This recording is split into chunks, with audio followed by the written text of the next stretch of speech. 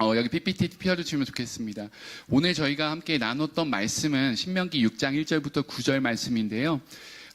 이 제목은 제가 자녀를 위한 최고의 선물이라고 지었습니다. 그러니까 우리가 자녀에게 줄 수 있는 여러 가지 것들이 있고 또 자녀들도 부모님으로부터 받을 수 있는 여러 가지 것들이 있겠지만 과연 우리가 서로에게 줄 수 있는 최고의 선물이 뭘까? 라고 생각해보는 그런 시간이면 좋겠다라는 생각이 들고요. 신명기 6장 1절부터 9절 말씀인데요. 제가 세 부분에 대해서 오늘은 이렇게 한번 나눠볼 겁니다. 오늘 말씀은 모세가 이 이집트에서 출애굽한 이 백성들을 데리고 가나안 땅 초입에 가데스 바데아라는 이 큰 모압 평지에 모여서 모세가 마지막으로 했던 유언 설교의 내용입니다.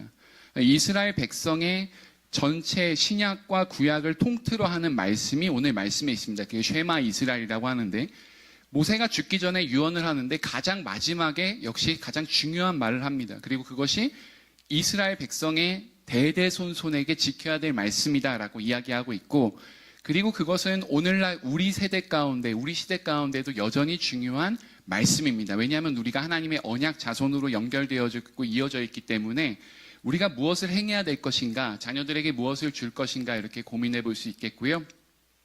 세 가지로 좀 말씀드려 볼 건데 먼저는 가르쳐야 될 우리의 소명에 대해서 한번 이야기 나눠보고 두 번째로는 우리가 이들을 잘 가르치고 잘 섬기려면 현 시대에 대한 이해가 조금 필요합니다. 그래서 한번 세대적 이해를 해볼 거고요.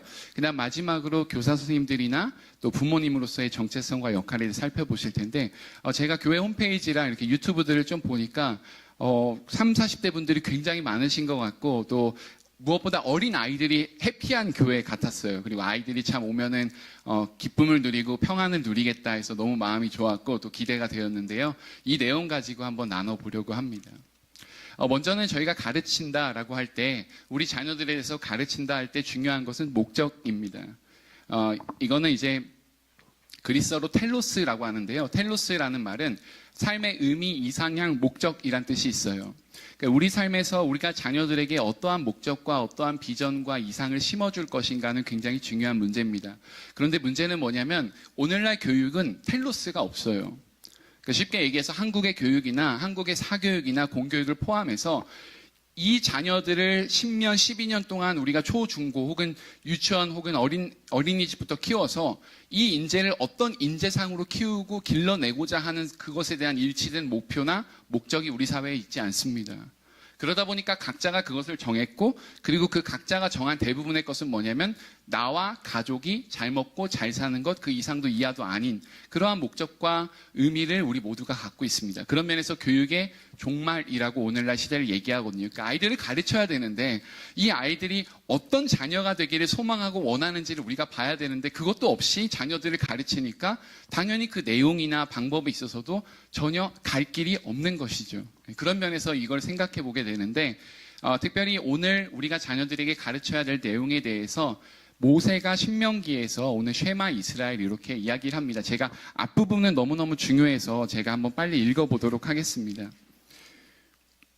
이스라엘아 들으라 우리 하나님 여호와는 오직 유일한 하나님이시니 너는 마음을 다하고 뜻을 다하고 힘을 다하여 내 하나님 여호와를 사랑하라. 오늘 내가 내게 명하는 이 말씀을 너는 마음에 새기고 내 자녀에게 부지런히 가르치며 오늘 우리 부모들에게 그리고 언약 자손들에게 하나님께서 1차적으로 말씀하시고 요청하시는 이것은 선택사항이 아니라 명령입니다. 명령.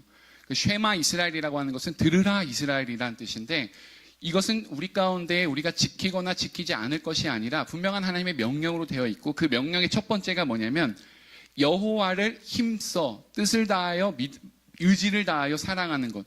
다시 표현하면 우리가 인간이 얘기할 때 인간이 정의, 그러니까 지성과 정서, 정의, 감정, 그 다음에 의지 이런 것들이 있다라고도 얘기하고 또 인간은 관계적, 영적 여러 가지 인간의 차원을 얘기하는데 그 모든 것들을 통틀어서 전 인격적 측면, 그러니까 우리의 모든 삶의 측면에서 하나님을 사랑하도록 우리 자녀들을 가르치는 것, 그것이 우리에게 가장 중요한 명령이면서 소명이다라고 볼 수가 있겠습니다.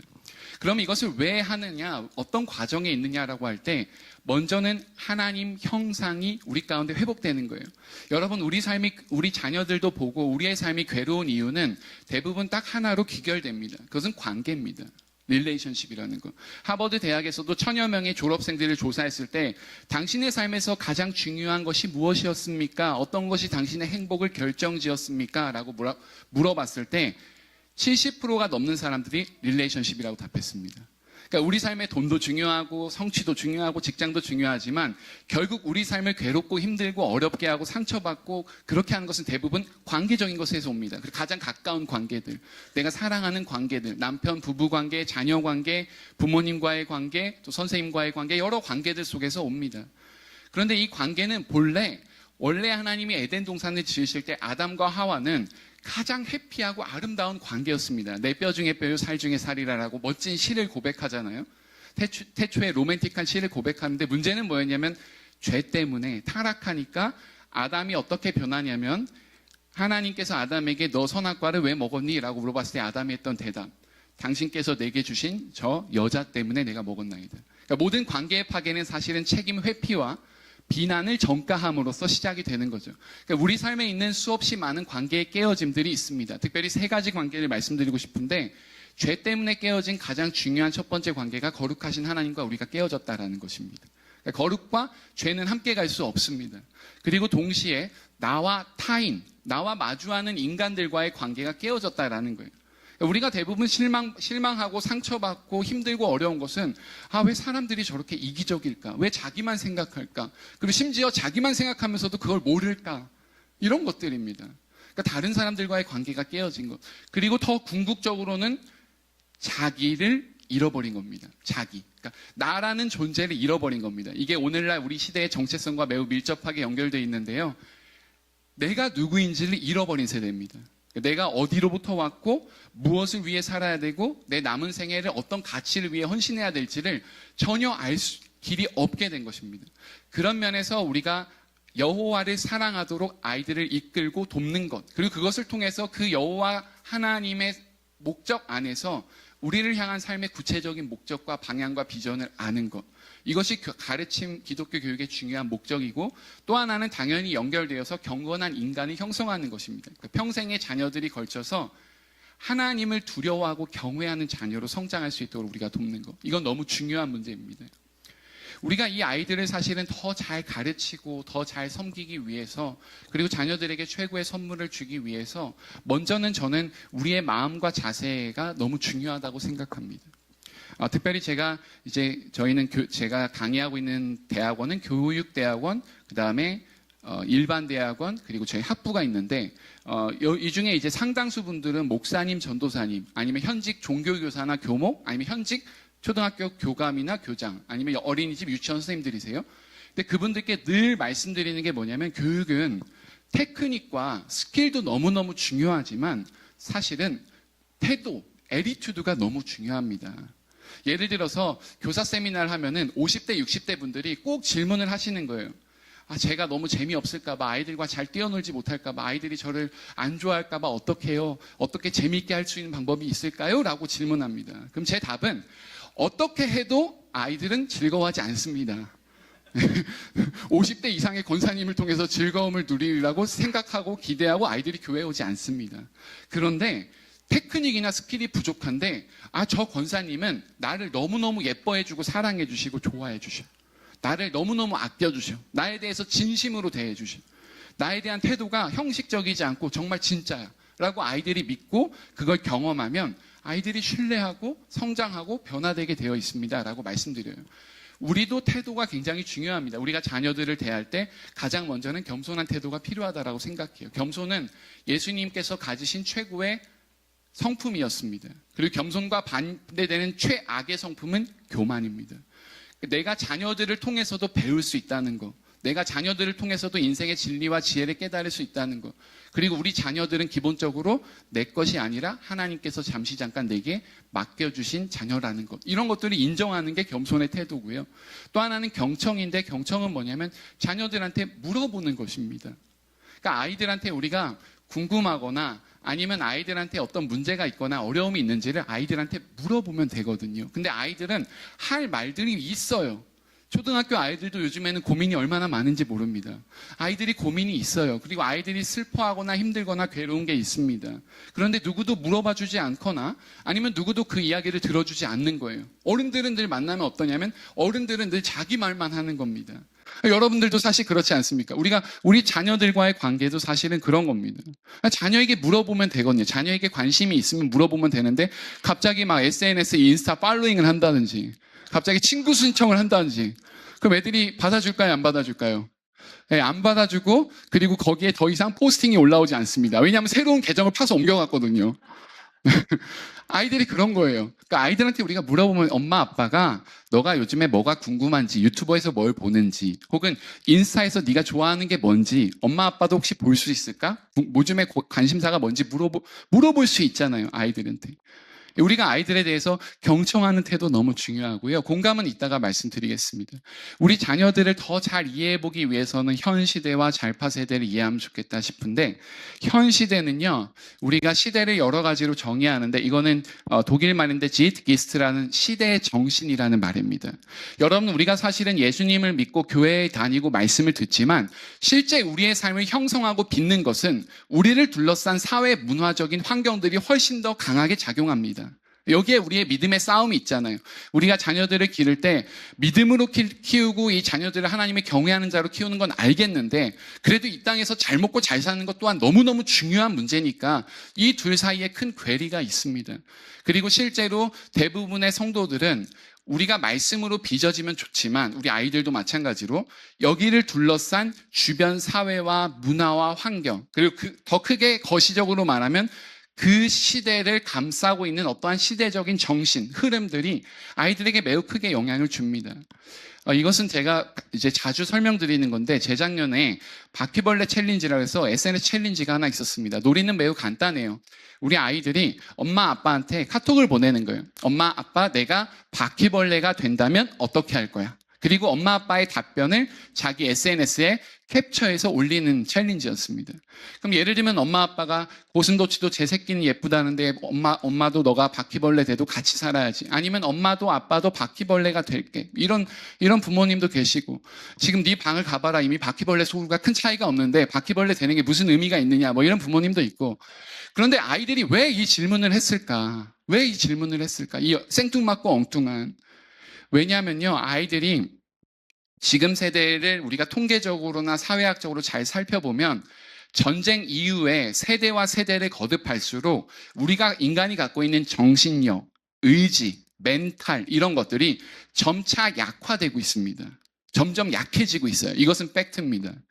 그러니까 아이들이 어떠냐면 실제로 이제는 SNS가 아이들의 디폴트 값이 되다 보니까 외모나 몸매 이런 것들로 너무 많은 평가를 당하고 우리 집에 대해서도 아이들 스스로 평가하고 그리고 세상에서도 자기를 그런 방식으로 평가하고 대우하는 겁니다.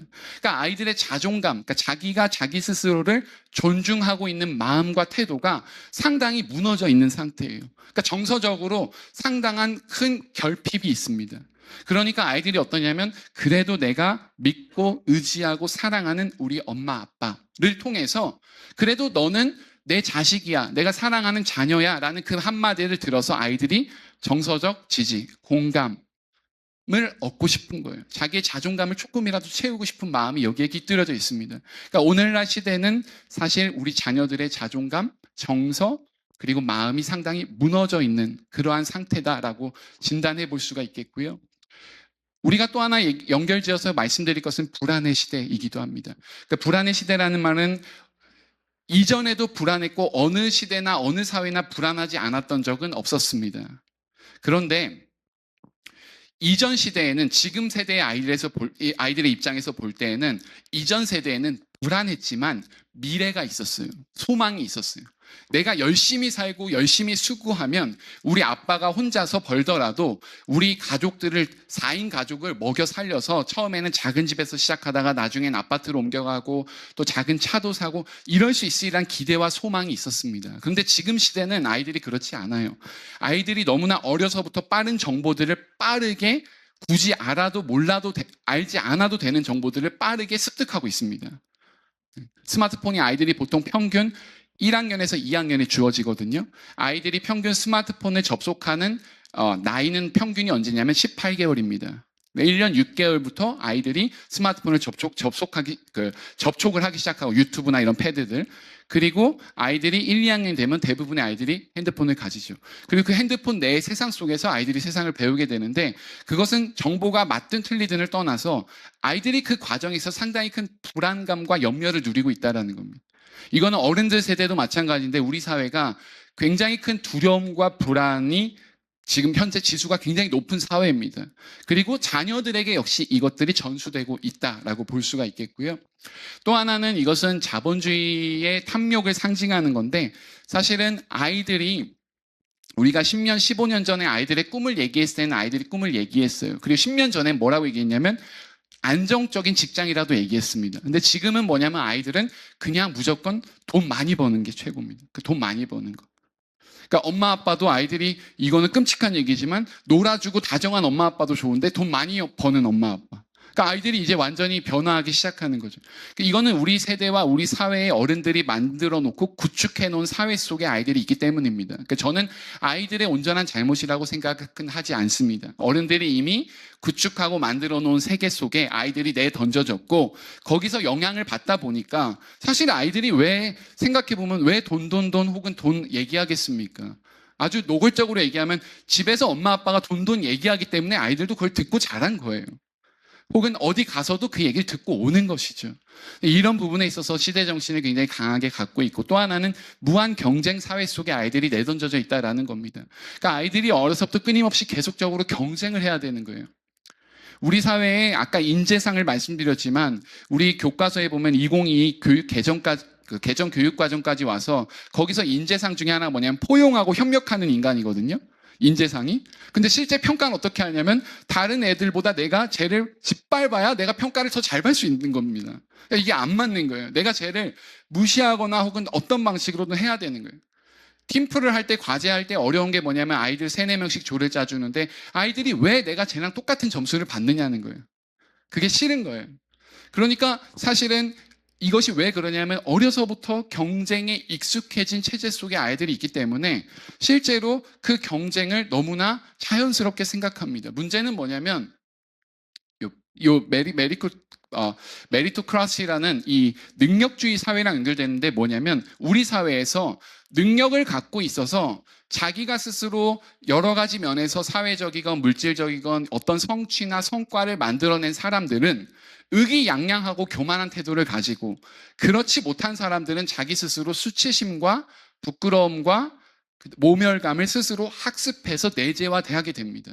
근데 아이들이 똑같아요. 그러니까 아이들이 실제로 자기가 잘나지 않았음에도 불구하고 혹은 자기가 어려운 상황임에도 불구하고 이러한 경쟁 체제의 불공정함에 대해서 아이들이 상당히 공감하고 있습니다. 이것은 굉장히 신기한 현상이기도 하고 그리고 어떤 면에서는 경쟁 체제가 잘못 어그러진 결과다라고 볼 수 있어요. 왜냐하면 능력주의도 사실은 잘못된 것 중에 하나는 뭐냐면 우리 개인이 성공하는 데 있어서는 개개인의 노력과 수고와 열심도 중요하지만 사실은 그 당시 그 사회의 환경과 여러 가지 것들이 같이 맞물려서 작용하는 겁니다. 워렌 버핏이 무슨 말했냐면 내가 1970년대에 방글라데시에서 태어났다면 난 여전히 빈민촌에서 살고 있을 것이다 라는 말을 했거든요. 그 얘기가 뭐냐면 성공한 사람들의 상당수를 이야기를 들어보면 내가 성공할 수 있었던 것은 세상 말로 내가 운이 좋아서 사회적으로 타이밍이 좋아서 어떤 환경이 좋아서 그런 것이지 내 노력도 물론 있지만 그런데 사실은 우리 사회에서는 아이들이 이런 것들을 이해하거나 바라볼 때 너무나 자기 자신에 대해서 이 경쟁에서 실패하면 모멸감과 수치심을 크게 느끼는 문화를 갖고 있고 이게 결국에 아이들에게 어떻게 나타나냐면 지금 아이들한테 가장 많이 나타나는 정서적, 학습적 문제인데 무기력증입니다. 무기력증. 아무것도 하고 싶어 하지 않습니다, 아이들이. 어떤 것도 도전하고 싶지도 않고 어떤 것도 새로 해볼 시간도 없고 새로 해보고 싶지 않고 어떤 것도 어떤 열심을 내볼 그 여지가 별로 없습니다. 아시다시피 작년에 쉬는 청년, 그러니까 20대인데 아무 구직 활동 안 한 청년들이 60만 명을 넘어섰습니다. 그러니까 어마어마한 청년들이 그렇게 쉬고 있고 10대들과 10대 이하의 아이들도 역시 초등학교에서 교사 선생님들이 가장 힘든 아이가 누구냐면 말썽 피는 아이보다도 그냥 무기력증 아이, 그냥 아무것도 안 하고 싶은 거예요. 그냥 아예 기운이 없거나 아무 의지가 없는 아이, 너무너무 힘들다 얘기합니다. 피로사회라는 표현도 있는데 이거는 넘어가 보겠습니다. 그럼 오늘날 시대를 좀 진단해 볼 때, 저는 사사기 말씀, 그때에는 이스라엘의 왕이 없었으므로 사람마다 자기 소견에 옳은 대로 행하였더라. 그러니까 오늘날은 완전히 자기 생각과 의견과 느낌대로 행하는 그러한 사회를 우리가 맞이하고 있고, 아이들이 그 과정에 내던져져 있습니다. 그럼 우리 아이들을 좀 나이로 연령별로 좀 분석을 해보면, 한국전쟁 이후에 태어난 세대가 베이비붐 세대고요. 저째 100만 명씩 태어나셨고요.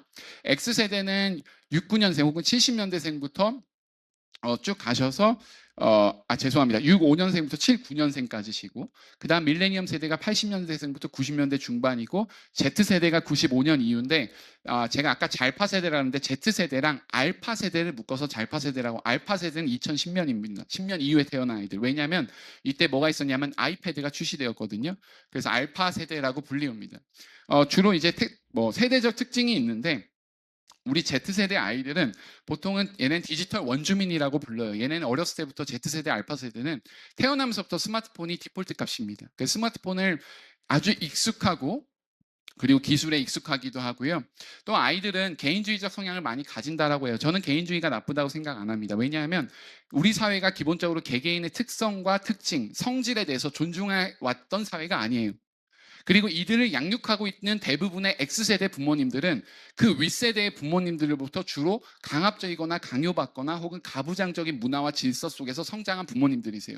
그런데 이분들은 20, 30대 때 가장 큰 자유와 젊음과 어떤 면에서는 대중문화와 어떤 세계화와 이런 것들을 누렸던 분들이거든요. 그래서 자녀 세대에 대해서 어떤 마음이 있냐면, 밀레니엄 세대도 마찬가지인데, 내가 부모로부터 못 받은 것을 자녀 세대에게 해줘야지 하는 마음이 있습니다. 그래서 자녀들의 개인적인 거 웬만하면 다 존중해 줍니다. 그러다 보니까 아이들도 굉장히 개방적이고 개인적이고 개인주의적이고 그렇게 성장하고 있고, 그리고 그것이 잘 발현된다면 충분히 좋으리라고 보고요. 또 하나는 현재 지향적 성향도 있어요. 그것은 아까 불안 세대와 연결지어서 미래가 불안하기 때문에 현재에서 누리는 게 중요한 겁니다. 그러니까 미래에, 예를 들어서 내가 지금 소득이 있으면 그것을 미래를 위해서 이 소득을 내가 저축해서 하는 게 아니라, 그 미래 소득이 이게 어떻게 될지도 모르는데 지금 땡겨서 지금 조금 더 누려보겠다라는 그러한 태도들을 많이들 가지고 있습니다. 여러 가지 표현이 있는데요. 아마 대부분 여기 계신 분들, 젊은 분들이라 다 아실 것 같아요. 이생망도 아실 거고, 엠포 세대도 아실 거고, 욜로도 아실 거고, 소확증. 실존주의는 혹시 뭔지 아십니까? 내가 엄마 아빠 내가 이거 싫으니까, 이거를 선생님 싫으니까 존중해 달라는 거예요. 나의 싫음을 존중해 줘라. 이런 겁니다. 그 다음에 메타인지나 자기불구가 있는데 이건 시간이 없어서 넘어가 보고요. 한국교회와 다음 세대를 간단하게 말씀드리고 마지막 파트로 넘어가 보는데, 저희가 떨태기 부모라는 표현을 써요. 이게 무슨 말이냐면, 아이들을 주차장에서 떨궈서 여기 주일학교에 보냈다가 다시 주차장에서 만나서 태워서 보내는 부모님들을 말합니다. 떨태기 부모라고 하는데, 미국에선 드랍 앤 픽업 페런츠라고 하는데요. 사실은 한국 사회나 한국 교회가 우리 자녀들을 양육하는 데 있어서 신앙 교육의 책임은 아까 신명기 6장에 보시면 그것은 1차적으로 최종적으로 부모님께 있습니다. 그런데 이것을 우리가 이제 세상 말로 하면 아웃소싱, 외주를 줬습니다. 교회에다가 지난 수십 년 동안. 그래서 교회의 전도사님이나 선생님이나 혹은 교회 어른들, 목사님들이 좀 우리 자녀들을 신앙을 양육해주면 좋겠다, 이런 상황이에요. 어, 그러면 왜 30, 40대 부모님들이 자녀를 양육하고 신앙교육을 하는 게 어렵냐? 라고 설문조사를 500명한테 해봤는데, 제일 첫 번째 나온 대답이 뭐였냐면, 내 신앙도 지금 어찌할 바 갈피를 잡지 못하겠는데 우리 자녀들 내가 어떻게 하겠느냐, 이거고, 두 번째는 너무너무 바쁘다는 것입니다. 그러니까 자녀들의 삶과 우리 엄마 아빠들의 삶이 너무 바쁘다. 그런데 이제 주일학교에 우리가 아웃소싱을 하고 주일학교에 외주를 준 것도 오케이입니다. 그런데 아이들이 일주일 동안 한 번 주일에 오는데 보통 머무는 시간이 평균 몇 분이냐면 88분입니다. 이거는 뭐냐면 어른들의 예배 시간과 정확하게 거의 세팅되어져 있습니다. 그러니까 이 시간 동안에 승부를 봐야 되는 거예요. 교회 입장에서는. 그러니까 매우 적은 시간입니다. 옛날에는 아이들이 주중에 교회가 지역성이 강했기 때문에 주중에 교회에도 오고 토요일도 오고 모임이 있었습니다. 근데 지금은 아이들이 바빠졌고, 또 지역성을 교회가 상당 부분 어려워졌습니다. 왜냐하면 신도시들도 많이 생겼고 대부분 교회 차 타고 오세요. 걸어오는 분들 많이 없습니다. 요즘에 서울도 마찬가지고 수도권, 지방 다 마찬가지예요. 그리고 한국 교회는 가족 종교화가 빠르게 진행되어서 옛날에는 제가 어렸을 때만 해도 부모님 없이 다니는 아이들이 있었거든요. 할머니, 할아버지가 키우거나 아니면 엄마, 아빠가 그냥 주일날 교회라도 보냈어요. 근데 지금은 부모님 없이 교회를 다니는 아이는 이제 거의 없습니다. 그러니까 가족 종교화 됐습니다. 부모님의 종교와 자녀들의 종교가 매우 같아졌고요. 이런 상황에서 또 우리 20대 아이들이 재작년에 통계를 냈는데 무종교인이 78%로 나옵니다. 이것은 사회주의 국가를 빼고 전 세계 어느 나라에서도 유례가 없는 지표예요. 그러니까 굉장히 세속화된 어떤 모습을 보여줍니다. 그리고 한국 교회의 주일학교의 현황과 현실에 대해서 간단하게 말씀드리면 우리가 지난 10년 동안 보면 합동과 통합 측이 가장 교세가 큰 장로 교단인데 예를 들면 중고등부 출석이 40만 명이었는데 지금 22만 명입니다. 40% 정도 줄었고요. 중고등부와 소년부의 감소폭이 굉장히 큽니다. 그리고 실제로 자녀들을 얘기할 때 꼭 말씀드린 것은 뭐냐면 아이들이 아까 베이비부머 세대 100만 명 태어났고 X세대 때 80만 명 태어났고요. 그러다 71년생 혹시 계실지 모르겠는데 71년생이 딱 103만 명 태어나셨습니다. 굉장히 많이 태어나셨어요. 그 다음에 80년대생들 한 80만, 85만 태어나고 70만, 75만 가다가 지금 작년에 몇 명 태어났습니까? 23만 명, 3만 5천 태어났죠. 쉽게 반등하기 어려울 겁니다. 반등하더라도 뭐 1년에 뭐 한 1, 2천 명, 2, 3천 명 더 태어나는 정도지 갑자기 1, 2만 명 늘기는 어려울 겁니다. 그러니까 우리나라가 이 할아버지 세대로부터 우리 지금 손주 세대에 올 때 이 사이에 인구 출생률이 반토막도 아니고 4분의 1 토막 난 거예요. 25% 놓친 거죠. 어마어마한 숫자입니다. 그러다 보니까 아이들의 실제 숫자는 점점 절대적 숫자는 감소했기 때문에 주일학교 아이들도 줄어들 수밖에 없습니다. 그게 당연한 겁니다. 서울에 있는 대부분의 대형 교회들은 예를 들면 주일학교 아이들이 초등부 1000명 모였으면 지금 딱 600명 정도 모입니다. 한 40명 정도, 40% 정도가 사라졌다고 봐야 되고요. 이것은 이제 팩트니까 이렇게 말씀을 드리는데 그럼에도 불구하고 저는 지금이 이제 마지막 골든타임이면서 동시에 가장 중요한 시기라고 생각해요. 왜냐하면 우리 자녀들이 사실은 어차피 적더라도 부흥을 일으키시고 역사하시는 분은 우리 성령 하나님의 역사고 하나님의 초월적인 권능에 의한 것이고 동시에 아이들의 수가 적더라도 우리가 이 아이들 한 명 한 명을 정말 복음적으로 케어하고 그리고 이들을 잘 섬기면 그리고 이들이 정말 믿음의 일꾼이 되면 그것은 그 어느 세대보다 훨씬 더 큰 어떤 면에서 긍정적인 영향력 그리고 대사회적인 영향력들을 아이들이 충분히 발휘할 수 있으리라고 생각합니다. 꼭 숫자가 중요한 것은 아니라고 저는 개인적으로는 생각하거든요. 그런데 이제 아이들이 어찌되었건 교회에 오면 어떠한 마음과 어떠한 생각과 태도가 들였으면 저는 좋겠냐면 먼저 첫 번째 질문이 교회에 오면 아이들은 이곳에 오는 순간 여기가 가장 안전하고 안정감을 누릴 수 있는 곳, 평안한 공간이 되어야 됩니다. 그러니까 아이들에게 있어서 일주일 동안 어디를 가면 뭔가 눈치를 보거나 뭔가 위험할 수도 있고 뭔가 경계를 하고 그래야 되는데 교회에 오는 순간 여기는 세상에서 가장 세이프티한 곳이 가장 안정적인 곳이 교회에 오는 순간 이 분들은 여기 있는 어른들은 모두가 다 믿을 만한 사람들이 신뢰할 만한 사람들이 내가 도움을 요청해도 다 도와줄 수 있는 분이에요. 그래서 같이 양육을 하는 공간이 되는 겁니다. 공동체적으로. 그러니까 아이들이 교회에 와서 이런 것들을 굉장히 크게 경험해야 되고요. 또 교회적으로는 우리가 교회 시설이나 프로그램이나 예산들이 자녀들을 위해서 잘 활용되고 있는가를 고민해 보셔야 됩니다. 이것은 되게 중요한 문제입니다. 왜냐하면 제가 조금 아까 말씀드린 것처럼 아이들의 수가 줄어서 교육부 예산을 줄이고 있어요. 그러면 안 됩니다. 그리고 교육부 예산 줄이면서 아이들한테 여전히 큰 교회들 중에도 여전히 막 마이쮸, 새콤달콤, 초코파 이런 거 주는데 이것들은 지금 절대 통하지 않습니다. 그러니까 아이들 한 명 한 명에 대한 교육의 질적 수준을 높여놔야지 아이들이 줄었기 때문에 예산을 줄여야 된다는 것은 안 됩니다. 왜냐하면 아이들은 원래 주는 거고 그리고 이러면 더 주는 거예요. 더 줄지 않기 위해서 혹은 이것을 막기 위해서 이 골든타임을 지켜내기 위해서라도 지금이라도 적극적으로 예산을 투자하고 아이들에 대한 이 어떤 헌신을 하지 않으면 어렵습니다. 네, 여기 이제 세 번째로 넘어가 보는데요. 오늘 말씀에 있어서 어떤 면에서는 또 중요한 부분이라고 할 수 있겠는데 교사와 부모 그리고 정체성과 역할에 대해서 한 4가지 정도 짧게 말씀드려 보려고 합니다. 먼저는 우리가 교사로서 부모로서 아이들에게 아까 신명기 말씀을 잘 지키기 위해서는 먼저 우리가 예수님의 모습을 보여주는 게 대단히 중요합니다. 이건 뭐 당연한 말 같아서 굉장히 클리셰 같아요. 그러니까 뭐 여러분들 이미 잘 들으셨을 겁니다. 그러나 아이들은 실제로 우리가 교육을 하는 것보다 어떤 면에서 더 많이 배우냐면 우리가 의도하지 않은 교육에서 아이들이 더 많이 배웁니다. 그러니까 의도하지 않은 교육은 뭐냐면 어 그냥 일상적인 대화라든지 혹은 부모님과 이동하는 거라든지 혹은 부모님의 모습이라든지 이런 것도 있죠. 교회로 따지면 교회가 뭐냐면 교회의 예배 시간 말고 성도님들끼리 서로 해피한가? 우리 엄마 아빠가 교회 갔다 오실 때 해피한가? 이런 것들을 아이들이 본능적으로 보고 경험해요. 근데 이러한 것들, 성품과 우리의 언어와 우리의 행동과 우리의 정서와 감정, 우리가 갖고 있는 모든 주어진 상황 가운데 사실 우리도 믿음대로 살기 어렵다는 것을 우리 아이들도 사실은 알고 있습니다. 본능적으로. 그러나 아이들이 뭘 보냐면 시간이 지날수록 엄마 아빠도 혹은 우리 교사 선생님들도 저렇게 변화하시는구나, 달라지시는구나를 아이들이 배워요. 그래서 이것들에 대해서 우리가 예수님을 닮은 모습을 계속 보여주는 게 중요하고 두 번째는 선한 목자가 되어주시는 것입니다. 목양이라고 합니다.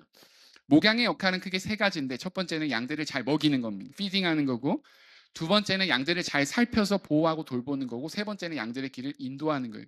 이 세 가지를 사실은 종합해 보면 선한 목자의 표본입니다. 그러니까 우리 예수님이 우리한테 선한 목자가 되어 주셨듯이 사실은 여기 계신 분들도 우리 자녀들에게 그리고 우리 교회에 있는 아이들에게 굿 shepherd 선한 목자의 역할을 감당해 주셔야 됩니다. 그럼 자녀들이 성장하고 변화하게 되어 있어요. 그리고 청지기적 자세는 다른 게 아니라 아까 말씀드린 대로 우리 자녀들이 내 것이지만 동시에 하나님께서 나에게 선물로 잠시 잠깐 나에게 맡겨주신 것입니다. 그러면 주인의 뜻에 합당하게 자녀를 길러야 합니다. 그래서 우리는 이 자녀를 기를 때 성실하고 진실하고 충성되게 하나님이 주신 소명과 사명을 감당하는 것이고 그리고 이 과정에서 가장 필요한 두 가지의 제가 생각하는 캐릭터가 뭐가 필요하냐면 사랑과 인내입니다. 지금 아이들을 이해하고 상대하고 이런 거 되게 어렵습니다. 쉽지 않습니다. 저도 대학에 있지만 한 해 한 해가 갈수록 어려워져요. 네. 아이들이 쉽지 않습니다. 아이들한테 요즘에는 아이들한테 학점도 잘 안내해 줘야 됩니다. 이 수업 뭐부터 들어라. 졸업하려면 이거 들어라. 저거 들어라. 얘기해 줘야 되고 뭐 빼먹지 말아라. 이렇게 얘기해 줘야 돼요. 그러니까 지금은 고등학교처럼 운영을 해야 됩니다. 대학이. 그러니까 아이들이 정서적으로나 뭐 여러 가지 면에서도 어렵고 힘들고 사실은 그런 면에서 가장 필요한 게 뭘까라고 생각해 보면 사랑과 인내 같아요. 고린도전서에 말씀해 보면 사랑장에 가보면 사랑의 처음과 끝이 어떻게 나오냐면 사랑은 오래 참고로 시작돼서요. 제일 마지막이 모든 것을 바라며 참고 견디며 라고 되어 있거든요. 이 영어 표현하면 long suffering이에요. 그러니까 우리가 자녀를 향한 사랑은 오랜 고통입니다. 오랜 인내가 필요해요. 그리고 이 아이들이 열매 맺기 위해서는 굉장히 오랜 이 사랑과 인내와 열심이 필요합니다. 기억하시면 좋겠고요. 다시 이제 말씀을 돌아와 보면 부모님께서 자녀에게 줄 수 있는 최고의 선물은 과연 뭘까라고 생각해 보면 다들 잘 아시겠지만 하나님의 복음입니다. 하나님의 복음을 우리가 자녀들에게 가장 크게 줄 수 있는 선물이고 그리고 이것을 주는 게 어떤 면에서는 우리 삶의 가장 중요한 삶의 사명이면서 목적입니다. 우리 자녀들이 여호와를 경외하는 것, 하나님을 자신의 구주로 섬기는 것, 그리고 영원토록 하나님을 찬양하는 것, 그리고 우리 자녀들과 함께 만세토록 우리가 하나님의 나라에서 영원히 거하는 것, 그것이 우리가 꿈꿀 수 있는 소망이고 기대고 바라는 바입니다. 그런데 이제 문제는 뭐냐면 자녀들 중에 교회를 다니지 않거나 신앙생활이 안 하거나 혹은 어려움이 있는 친구들도 많이 있습니다. 특별히 자녀들이 중고등학교 때 교회를 많이 떠나갑니다. 그래서 얼레디 건이라는 책이 있는데요.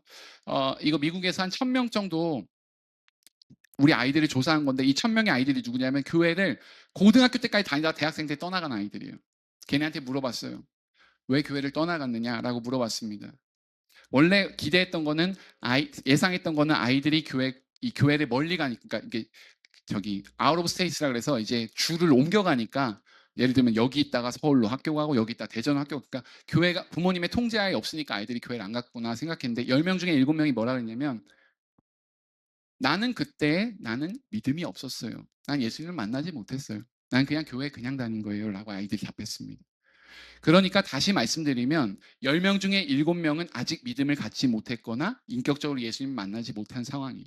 그러니까 아이들에 대한 복음이 계속 선포되어야 될 이유도 그것입니다. 물론 교인들 중에도 역시 10명이면 10명이 다 회심하고 복음을 받아들이지 않았습니다. 통계적으로 보면 2~3명 정도는 아직 믿지 못한 상태예요. 그리고 또 하나는 한국의 회심 비율인데 잘 안 보이시겠지만 20대 이하, 모태신앙과 20대 이하가 90%입니다. 회심은 언제 대부분 다 일어나냐면 청소년기 이전에 다 일어납니다. 나머지 10%만 성인 때 일어나는 거예요. 그럼 집중해야 될 영역과 부분이 명확하게 보이는 겁니다. 그리고 저 때에 가장 복음을 잘 스펀지처럼 빨아들이고 받아들일 수 있는 아이들이에요. 그리고 또 아이들이 주일학교 때 좋은 경험을 갖고 있는 아이들은 대학생이 돼서 성인이 돼서 교회를 떠났다가도 10명 중에 6.5명은 돌아옵니다. 통계가 있어요. 그러니까 아이들은 돌아오게 되어 있습니다. 그리고 우리가 이 아이들을 바라볼 때 이게 마지막 말씀인데요. 같이 한번 읽어보고 제가 말씀드리고 나누고 마치겠습니다. 너희는 선지자들의 자손이요 또 하나님이 너희 조상과 더불어 세우신 언약의 자손이라. 사도행전 말씀인데요. 사실 여기 계신 분들 우리가 이제 합동 장로 교단인데 저희 신학에서 제일 중요한 것 중에 하나가 언약 신약이에요. 언약 신약이 뭐냐면 하나님께서 주권적으로 우리와 언약을 맺으시는 거예요. 하나님의 의지와 기쁘신 뜻에 의해서 우리를 부르시고 우리를 세우셔서 우리에게 구원을 주시겠다라고 하는 그 언약 신앙이 우리 가운데 있습니다. 그리고 그것은 우리의 자손들과 연결돼 있어요. 그래서 우리의 자녀들도 하나님의 언약 신앙을 같이 계승하는 이 언약 세대에 속하게 됩니다. 그래서 교회에 있는 모든 아이들은 다 언약 자손이고 언약 자손으로서 우리가 교회에 있는 모든 아이들을 함께 돌보고 양육할 책임이 있습니다. 그래서 유아 세례 때 보면 온 교회 성도들에게 이 아이를 함께 믿음으로 양육하겠냐라고 이 선서를 성도들이 같이 합니다. 거기에 이 언약 신앙의 의미가 있어요. 그런 면에서 우리가 사실은 자녀들이 지금 조금 어렵고 힘들고 지치고 혹은 자녀 때문에 내가 상처받거나 혹은 이 자녀가 믿음을 가지지 못해서 어려움도 있겠지만 하나님께서 약속해 주시는 건 뭐냐면 내가 믿음과 언약을 지키면 하나님의 이 언약 자손 안에 있는 자녀들도 하나님께서는 결코 포기하거나 혹은 후회하거나 퇴보하거나 그런 일 없습니다. 하나님께서 반드시 믿음으로 우리의 믿음을 가졌을 때 하나님께서 자녀들을 돌보실 것이고 또 지키실 것이란 그런 믿음이 있어야 되고요. 또 하나 당부하는 것은 자녀들과 우리가 자녀들을 양육하면서 세상적인 싸움들이 많이 있지 않습니까? 그러니까 우리의 신앙과 세상적 싸움이 너무 많이 있습니다. 그러다 보니까 부모님들도 때때로 세상적 선택이나 세상적 방법을 자녀에게 강요하기도 하고 또한 이끌기도 하고 내가 그 선택을 하기도 합니다. 중요한 것은 자녀들이 그 모든 과정들을 다 보고 있다는 것입니다. 그리고 자녀들도 판단을 하고 있다는 거예요. 그런 면에서 부모가 믿음의 선택과 믿음의 결단과 하나님의 말씀을 따라가는 믿음과 그러한 모습들을 보여주면 자녀들 역시 거꾸로 그들의 신앙과 그들의 믿음은 하나님의 은혜 가운데 잘 전수되고 잘할 수 있습니다. 그래서 그 믿음을 갖고 이 귀한 일들을 감당해 주시면 좋겠고요. 또 이렇게 교회를 보니까 앞으로 또 그 귀한 성장과 또 하나님께서 역사하실 일들이 너무너무 기대되는 교회라서 저도 기대를 품고 왔고 그래서 그러한 기대와 열망을 품고 우리 자녀들을 공동체적으로 잘 양육하셔서 이 교회를 통해서 지속적으로 언약의 자손들이 배출되고 또 이 자손들이 또 다른 자손들을 낳고 그래서 하나님의 부흥을 꿈꿀 수 있는 그러한 우리 성도 여러분들 다 되시기를 예수님의 이름으로 간절히 축원드립니다. 여러분 이렇게 들으시면서 무슨 생각 드셨어요? 하나님의 형상으로 회복되어진다고 했잖아요. 그죠? 정말 쉬운 말로 사람이 사람다운 거예요. 인간이 인간답게 되는 거예요. 예수 믿는 게 뭔가 특별한 게 아니라 교수님 말씀하셨던 것처럼 가정 예배가 특별한 게 아니거든요. 저도 사실은 이제 초대형교회 있을 때마다 가정의 달하면 가정의 달 미션이 다 가정 예배예요. 가정 예배 드리고 인증샷 찍어서 올려달라고 하는데 목사 가정인 저희도 정말 숙제이기 때문에 하는 거고 숙제이기 때문에 하다 보니까 그 자리에서 애들을 혼내야 되는 거예요. 앉아! 기도하고 있잖아. 아빠가 찬양해야지 왜 안 해? 그 혼내는 자리가 되니까 이게 은혜가 되고 막 서로 기쁨이 되는 자리가 아니라 이 시간만 되면 애들이 빨리 그냥 자고 싶어. 이전에는 놀던 아이들이 아빠 나 그냥 자고 싶은데 막 졸린데 야 예배 안 끝났잖아 이 시작해야 돼. 괴로웠어요 솔직히. 아내랑 얘기했어요. 야 이게 진짜 가정 예배라고 한다면 우리 하지 말자 이거. 우리가 서로 감정이 상하고 마음이 상하는 거라면 이게 과연 예배를 통해 정말 우리의 가정이 세워지는 걸까? 아닌 것 같은데. 그리고 나서 저도 막 찾아보기 시작했어요. 찾아보고 플러신 학교 막 가서 교육받고 하다 보니까 유대인 문화 중에 너무나 좋은 문화가 식사 문화잖아요. 안식일을 거룩히 지키는 것만큼이나 그들이 정말 이 안식일처럼 구별되게 보내는 시간이 가족 식사 시간이에요. 여러분 바쁘시죠? 아까 이 시대와 이 세대가 갖고 있는 이 모든 것들이 우리의 가치관과 우리의 삶을 형성하고 영향을 미친다고 했어요. 바빠요. 그래서 길거리에서, 온라인에서, 컴퓨터 안에서, 웹상에서 모든 것을 다 가르치게 만들어 버렸어요. 그래서 신앙의 전수는 절대 일어나지 않고 있죠. 저희가 이 골든타임에 수많은 실험을 해야 돼요. 우리의 자녀를 세울 뿐만 아니라 우리 주변에 있는 또 다른 자녀들을 세우는 실험들을 하셔야 돼요. 가족 식사 회복하셔야죠. 함께 대화 나누는 그 시간 회복하셔야 되죠. 근데 여러분 이게 쉬운 일이 아니잖아요. 교수님도 오랜 시간이 걸렸다고 하셨잖아요. 유학 시간 동안에 이메일 하신 거죠, 교수님? 저도 마찬가지였거든요. 저희 아버지는 개척교회 시작해서 1000명 넘는 교회 하셨는데 바빠서 목회가 항상 먼저여서 가족 여행 갈 일이 휴가 때 딱 그때 한 번 외에는 한 번도 없었고 가족 식사가 되게 특별한 시간이었고 너무나 바쁘다 보니까 정말 중요한 걸 우리가 잊고 살아가요. 여러분 돈 버셔야죠. 제가 최근 이번 한 주 동안 들었던 개척교회 목사님들, 형님 동생 목사님들하고 대화하는 중에 무슨 얘기를 하냐면 교회 헌금이 다 줄었다. 경기가 정말 어렵더라. 우리 성도들의 삶이 진짜 팍팍하더라. 그 영향이 교회 헌금이 주는 거예요. 저희 교회도 처음 경험해봤어요. 지난달 마이너스 400 처음 겪는 일이에요. 한 번도 저희 교회가 마이너스 경험한 적이 없어요. 근데 제 마음에 갈등이 드는 거죠. 그럼 뭘 줄여야 되냐, 뭘 아껴야 되고 어떻게 아껴서 뭔가 선한 것들을 흘려보내야 되는 거냐. 여러분 우리에게 가장 중요한 그 가치만큼은 힘들어도 어려워도 허리띠를 졸라매도 해야 되는 거잖아요. 제가 라오스에 있는 하경호 선교사님께 배웠어요. 그때 우리가 건축할 땅이 있고 앞으로 꿈을 꾸면서 이 땅 가운데 어떤 하나님의 나라를 세워갈까 기도하고 준비하고 있지만 목사님 저희 단체가 꼭 하는 일이 있습니다. 저희가 하는 중요한 세 가지, 이 세 가지 가치와 사역만큼은 절대로 저희가 어떤 상황에서도 줄이지 않고 매해마다 늘려가고 있습니다. 그것이 교육사업이었어요. 다음 세대를 위해 그 선생님들을 키우는 사역들. 여러분 어떤 상황이 돼도 우선순위를 놓지 말아야 될 일이 있어요. 자녀들에게 주일 성소를 가르치려면 뭐 하셔야 돼요?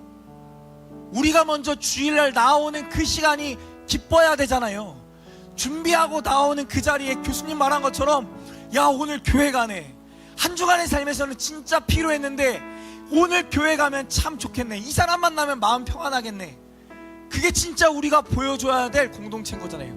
수많은 프로그램이 아니라, 수많은 컨텐츠가 아니라 그 컨텐츠의 그 가치가 담겨져야만, 그 마음이 담겨져야만, 그 우선순위를 놓치지 않아야만 우리 자녀들이 떠나가지 않겠죠.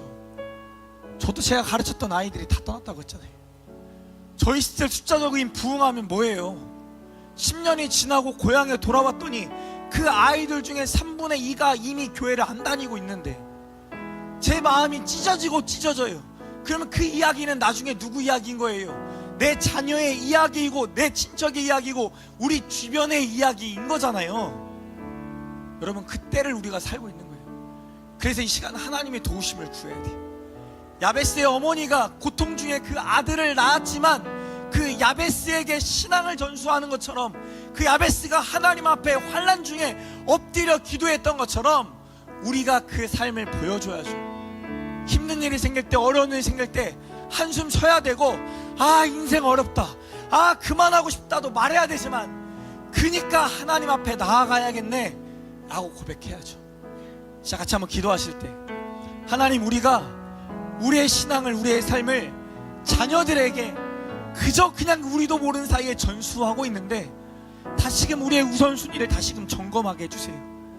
하나님 정말 중심으로 살아가고 있는지, 하나님과의 관계, 나와의 관계, 타인과의 관계 속에서 내가 사랑을 느끼고 그 안에 안정감을 느끼고 평안을 느끼며 기대와 소망을 가지고 살아가고 있는지, 아니면 무기력하게 그저 돈 하면서 살아가고 있진 않은지, 하나님 우리의 우선순위를 다시금 돌아보게 하시고, 우리가 결단했던 것, 설교 듣기 전에 결단했던 그 작은 실천들을 통해서라도 하나님 우리 가정에 앞서 일하고 계신 것 보게 하시고, 연약한 가운데서도 세우시는 그 하나님 바라보게 해달라고 우리 같이 한번 기도하시겠습니다. 같이 기도합시다.